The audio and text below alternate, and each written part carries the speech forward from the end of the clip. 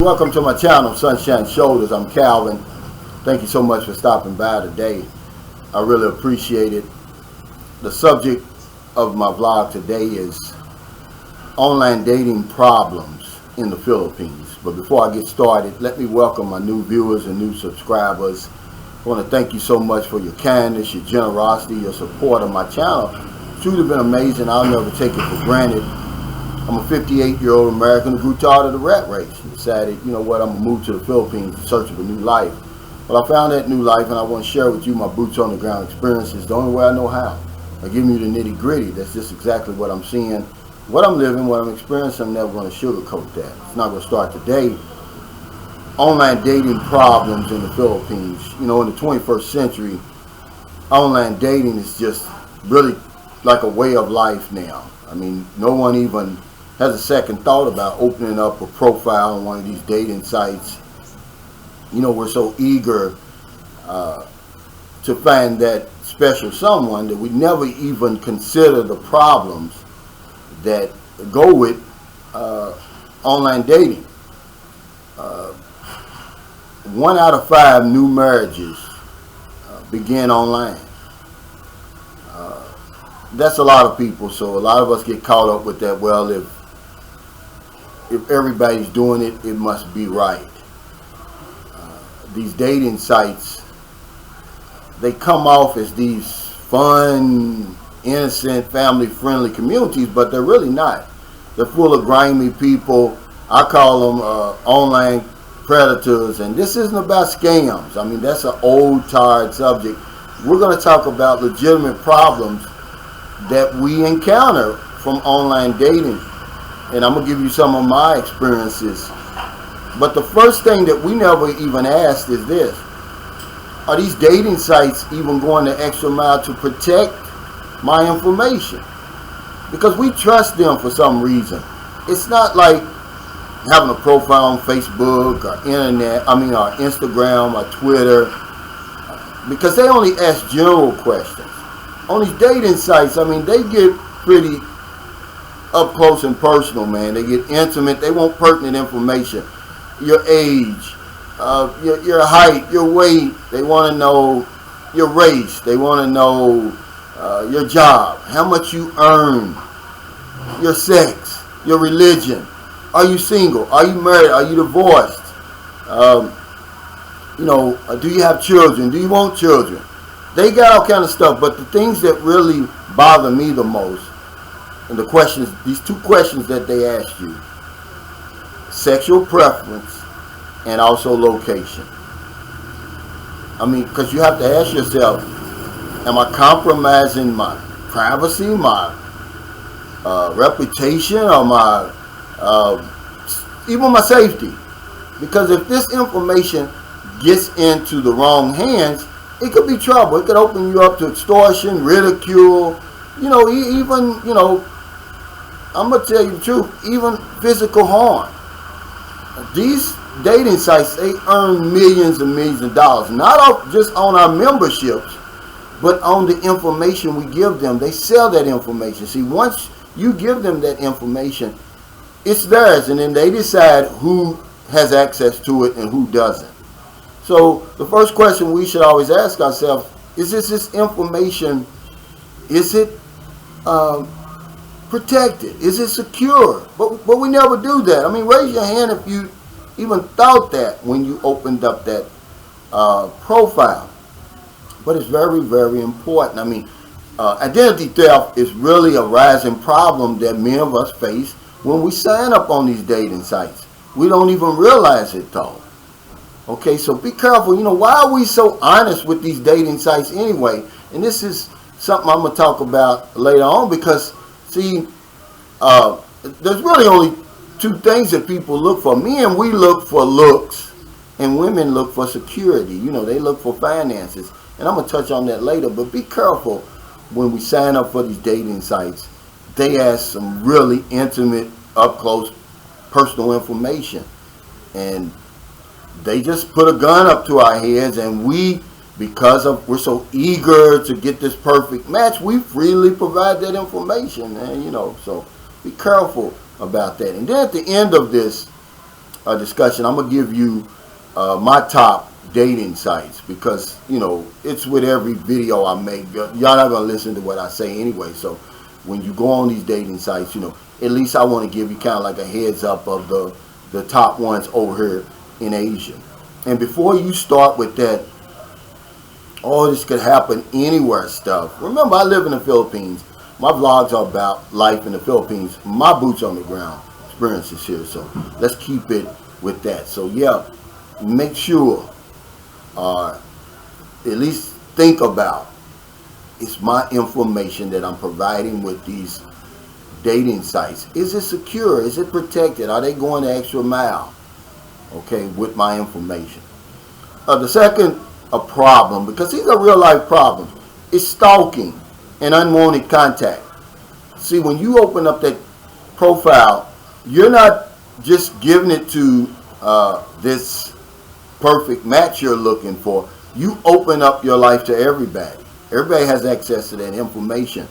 And a lot of times you're going to get unwanted contact. Now, this video goes both ways. It's for foreigners and Filipinos.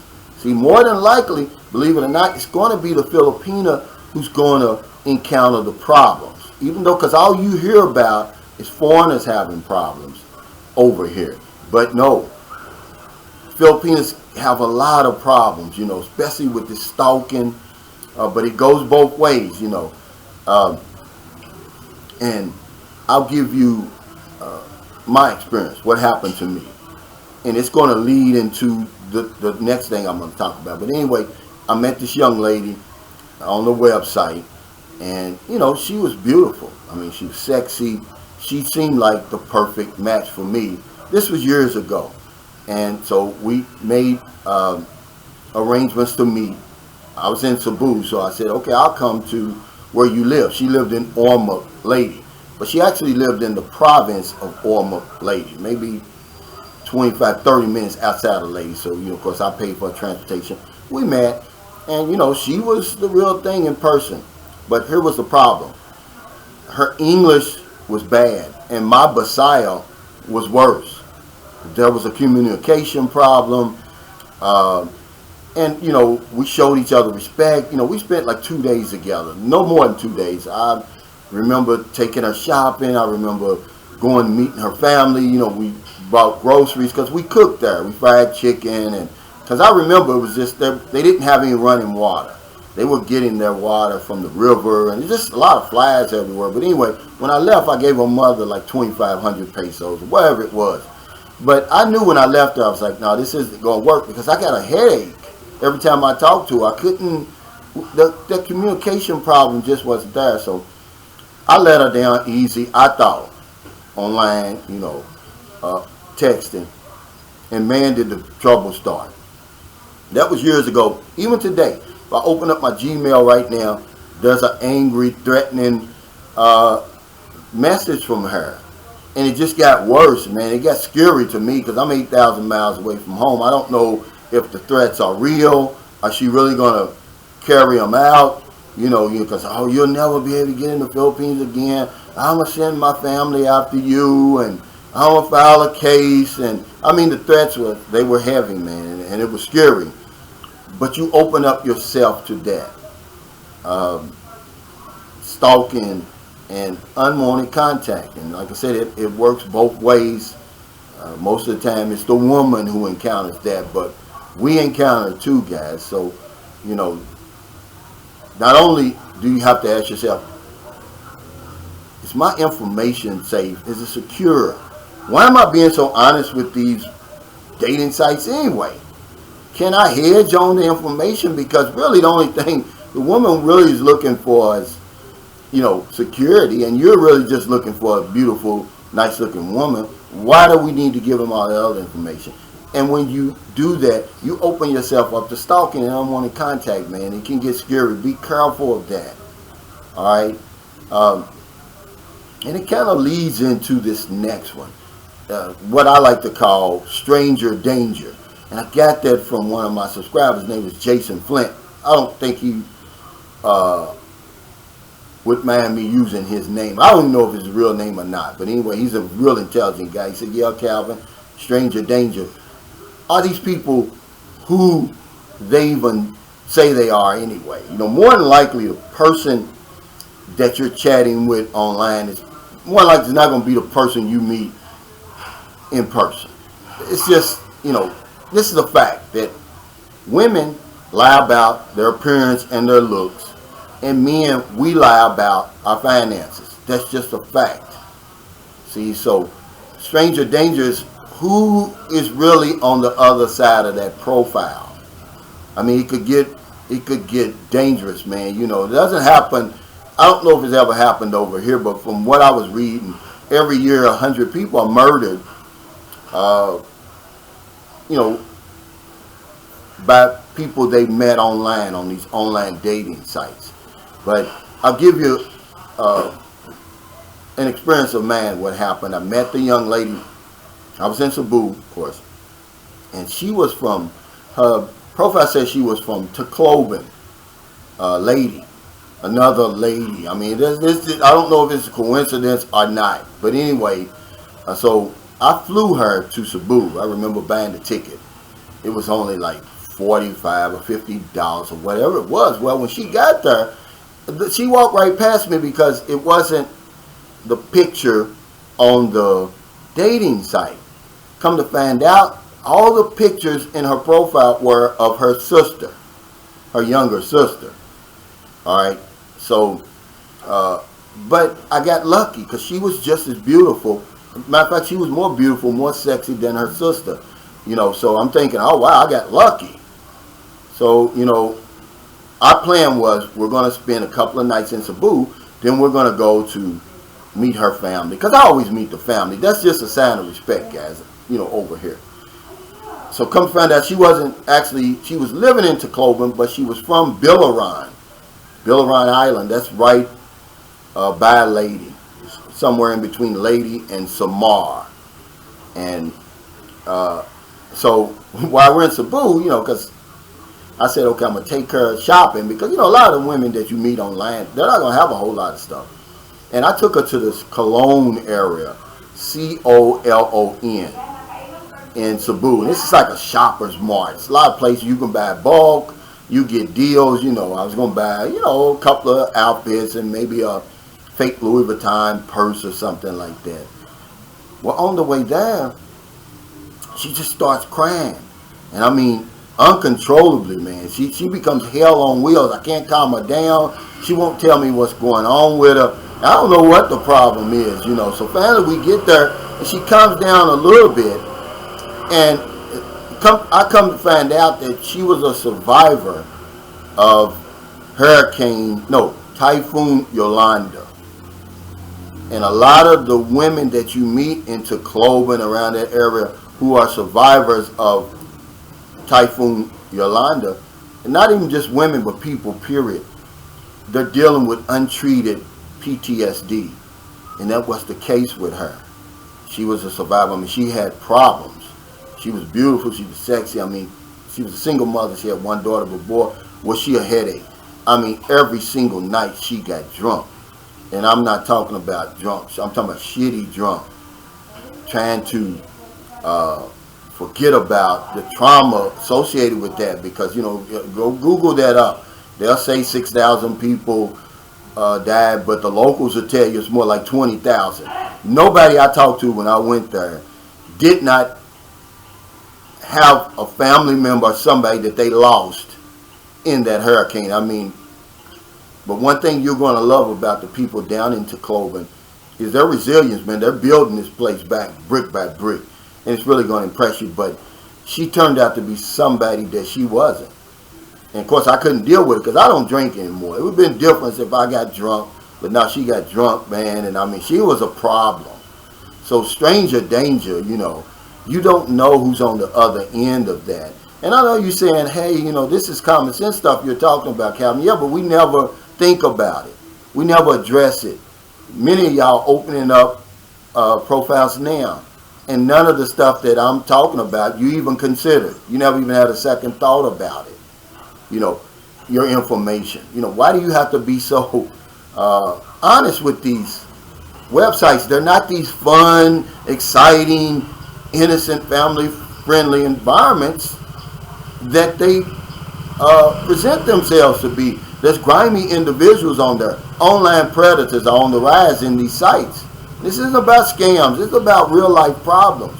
You know, you open yourself up to extortion. You open yourself up to stalking, unwanted contact, and then stranger danger. Who are you really meeting? You don't really know these people. And, you know, you don't care. All you're looking for, you're so eager for that perfect match that you freely give away this information to strangers, to people you don't even know. You know, and taking that in, you know, all of this into account, I'm going to give you my top dating sites over here. Because you're going to do it anyway, guys, you know. Everybody on these sites aren't bad, but these are legitimate problems that nobody ever talks about. You know, but I'm going to talk about, I'm going to give you the 360. It's some legitimate problems that you're going to run into on these sites. Not just me, but other people. But my number one site is cebuanas.com. And it's because of my bias toward Cebuano women. You know, I believe in this is my humble opinion, they're the most beautiful in the Philippines. Because remember, the Philippines is vast, it's diverse. It's not this one size fits all that we make it out to be. And just my experience, man, I mean, the women there are just beautiful. You meet real people there. I never had any bad experiences on cebuanas.com. And this is not an endorsement. These people don't pay me for saying this. This is information I'm going to give you. I'm trying to help you, men and women. So cebuanas.com would be my number one choice. Number two, now all of these except for one, you're going to have to pay. And see, that's a whole other video for a whole other day. The men have to pay to contact the women, but for the women it's free. Now you would think with everything we're bringing to the table, guys, everything really basically, it should be free for us, but it's not. You have to pay. This is the genius of these dating sites. They flip the script. They're going to make it all about the Filipino, when really it's all about you, to be honest with you. All of these you got to pay for except for one. And the only reason I put it on my list is because it's free. But number one, cebuanas.com. CEBUANAS.com. Number two is going to be Filipino Cupid. It's part of that Cupid, I guess it's part of that Cupid franchise. And, you know, it has a good reputation. You know, a lot of real people. And I'm always going to stress that real people. Number three is going to be, and the only reason I'm putting Cherry Blossoms number 3 is because of the selection. It has a great selection from all over the Philippines because it's one of the most expensive. But it does give you that selection. And the last one I'm going to say is Dating Asia because it's free. Now what you're going to have to do if you're not over here and you want to open up an account, you're going to have to change your IP address, because if they find out, if they read your IP address that's outside of Asia, they're going to close your account. But it's free, and it really should be number one since it's free, because I'm going to be honest with you, these women are all on the same sites. They're on 4 or 5 different sites. It increases their chances of meeting the right person. And that's what I would suggest to you. Don't just, you know, if you can afford it, you know, because like I said, a lot of these cost. But if you can get on, like even Tag, I've met women on Tag. So if you can get on a couple of free ones, Tag. Somebody told me that OK Cupid was free in the Philippines. So get on a couple of free ones, you know, maybe one paid one, because they're expensive, you know. And if you can't find somebody in a month, guys, shut it down. You don't even need to be just wasting your money like that, you know. But yeah, so that's my list, because I'm trying to genuinely help you, because I know you're going to go online anyway. But be careful. these sites are not these family-friendly, fun, exciting communities that they present themselves. There's a lot of grimy people. There's a lot of online predators, and you open up yourself to a lot of problems by being a member of these communities. Better to just come on over here and meet somebody, you know. So thank you so much for stopping by. If you're in America, it's getting late, and I apologize I'm not walking around today because it's raining. If I go out here today, I'm going to get wet. So I just decided to sit here and talk to you. It's getting late. I hope you help somebody before you get into bed tonight.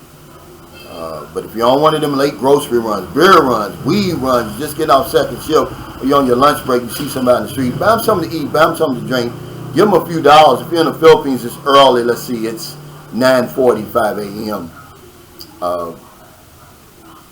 Philippines is slowly getting locked down again.